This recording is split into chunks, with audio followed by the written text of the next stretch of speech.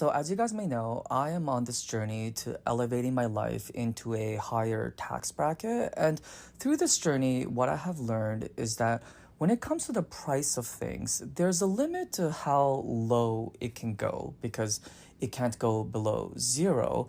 But there's actually no limit to how high it can go.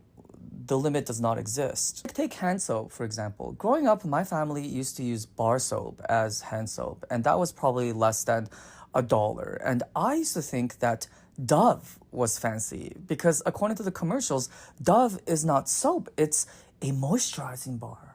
It moisturizes your skin while cleaning it at the same time, but it's not soap. When I moved out of my parents' place at the age of 17, that was the first time that I bought hand soap. I bought soft soap for $5, the one infused with shea butter that smelled like coconuts. Until this day, I still don't really understand what is the difference between body soap and hand soap, considering the last time I checked, our hands are part of our bodies. But it's possible that in 30 years, the cosmetics industry will gaslight all of us into thinking that we need foot soap. The soft soap served me well for about 10 years. And then one day I went to Whole Foods for the first time and I saw that they also offer hand soap. They offer organic hand soap. And I don't really know what makes a hand soap organic, but when I see organic, I think it doesn't cause cancer. And who wants cancer, right? And so I upgraded from my $7 soft soap to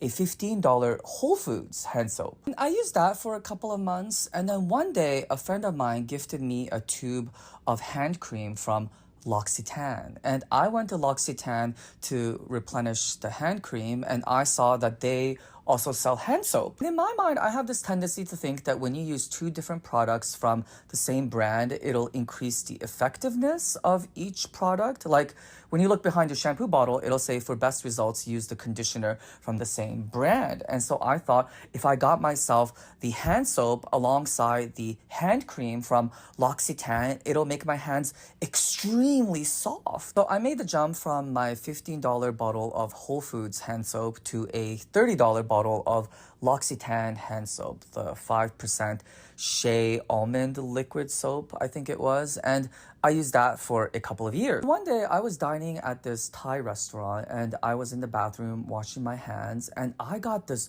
burst of mandarin oranges coming out of the soap. And I was like, oh my God, what is this soap? I must get it. And it was Aesop. And so I found a bottle of hand soap at this department store, and I guess it was kind of my mistake for not checking the price of the hand soap. But in my mind, I just didn't think that it could be that much more than L'Occitane. But turns out you can actually get a bottle of hand soap for $50.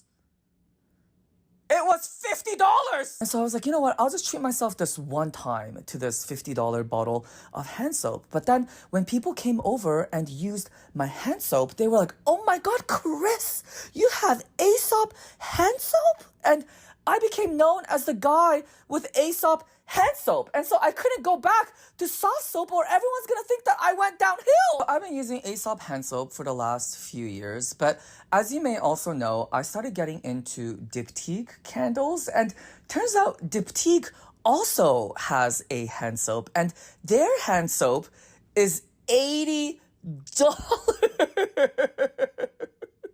I honestly don't know how I ended up on this hedonic treadmill of hand soaps, but to be honest with you, I was never really even unhappy with soft soap.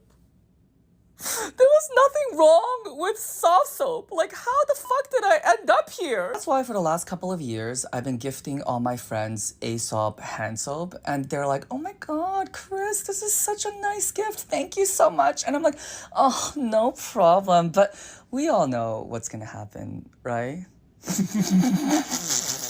Misery loves company, bitch.